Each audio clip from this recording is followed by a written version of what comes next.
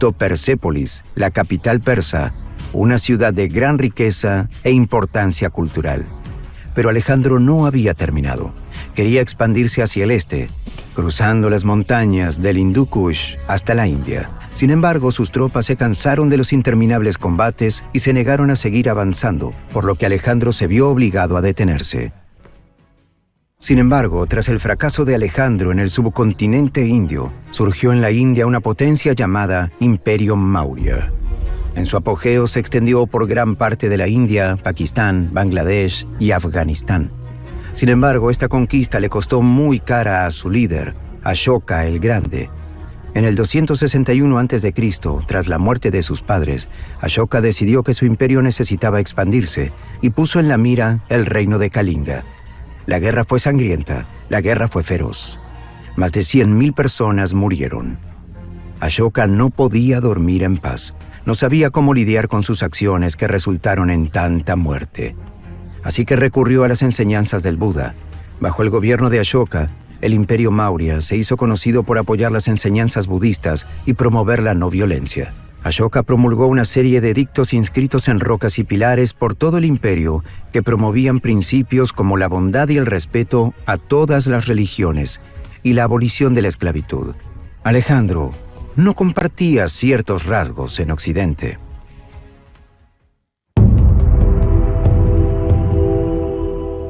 En Occidente se consideraba un honor morir en combate, y la muerte de un héroe se recordaría para siempre. Un campesino moría en el anonimato. Alejandro murió unos años más tarde en Babilonia, a la edad de 32 años. A lo largo de su expedición, Alejandro fue difundiendo las ideas griegas fundadas por su antiguo y sabio maestro, llevando el auge de los ideales griegos por toda la tierra, sembrando las semillas de las culturas occidentales que vemos hoy en día. Una vez que Alejandro murió, su imperio no pudo sostenerse. Sus generales se disputaron quién debía ser el líder de este gran imperio. Todos querían el poder, pero las luchas internas dejaron que se desperdiciara en el olvido. Finalmente, en el año 323 a.C., tras guerras sin sentido, los generales griegos dividieron el mundo en 3 grandes imperios: los Ptolomeos en Egipto, los Seleucidas en Oriente y los Antigónidas en Grecia. Ptolomeo, uno de los generales de Alejandro, condujo a Egipto a un período de prosperidad. Inspirado por su antiguo líder, Ptolomeo construye la Biblioteca de Alejandría, un centro de la erudición intelectual. Intelectuales de todas partes acudían a la biblioteca para intercambiar ideas y pensamientos por todo el mundo, lo que llevó a que grandes filósofos como Platón y Aristóteles fueran la columna vertebral de nuestra cultura. Si bien el general Seleucida recibió las llaves de la ciudad de Babilonia, en esta época Babilonia era un centro cultural en el que se fundían las culturas griega, persa, india y centroasiática. Sin embargo, los seleucidas preferían las ideas y la lengua griegas. El imperio seleucida tuvo su apogeo durante el reinado de Antíoco III, del 223 al 187 a.C. Con el rey Antíoco III, los seleucidas abarcaban un vasto territorio, desde la actual Turquía hasta el actual Pakistán. Fue uno de los mayores imperios de los que se tiene constancia hasta el ascenso de los romanos. Por otro lado, los antigónidas no tuvieron tanto éxito. Cuando los primeros antigónidas tomaron el poder, los griegos eran solo una cáscara de lo que una vez fueron. La época de los griegos había quedado atrás. Los Ptolomeos, los Seleucidas y los antigónidas se apartaron del imperio romano. Sin embargo, para que Roma se levantara, tuvo que enfrentarse a un poderoso enemigo, Cartago. Tanto Roma como Cartago deseaban la misma ciudad-estado, Mesina, en la isla de Sicilia. Esto daría a cualquiera de las dos civilizaciones un punto de apoyo para ganar el poder en el Mediterráneo. La Primera Guerra Púnica llegó y tras 20 años de lucha, en el año 241 a.C. y la derrota de Cartago, se firmó el Tratado de Lutacio. La paz, sin embargo, duró poco. En el año 218 comenzaron las Segundas Guerras Púnicas, cuando el general cartaginés Aníbal invadió Italia con su ejército, elefantes incluidos, para conquistar Roma. Aníbal ganó varias batallas iniciales, incluida la batalla de Cannae en 216 a.C. Sin embargo, fue derrotado en última instancia por el general romano Escipión el Africano en la batalla de Zama en el 202 a.C. La guerra supuso la derrota total de Cartago, que se vio obligada a ceder sus territorios a Roma, y fue el fin del imperio cartaginés. Ya no había duda en el mundo de que había llegado el momento de que los romanos tomaran el mando en Occidente. Mientras tanto, en el este, tras el fin del período de los estados combatientes, Qin Shi Huang y la dinastía Qin eran un poder absoluto. Del 221 a.C.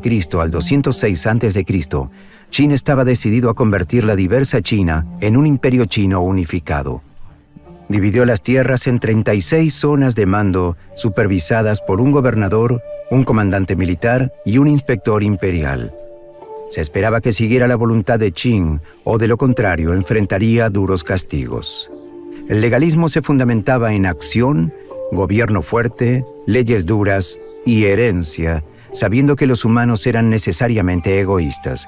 Sin embargo, su mandato del cielo llegó bastante rápido. Después de la muerte de Qin Shi Huang, China estaba en agitación con otra dinastía en pie. Lu Bing, líder del 206 al 195 a.C., después de liderar una revuelta contra los Qin, fue declarado emperador de la nueva dinastía Han. En lugar de seguir la estricta mentalidad legalista de los Qin, Lu decidió establecer su imperio como un paraíso confucianista. Los ideales de moderación, virtud y piedad establecidos a través del confucianismo se extendieron por todo el imperio, tejiendo el capullo de una poderosa dinastía.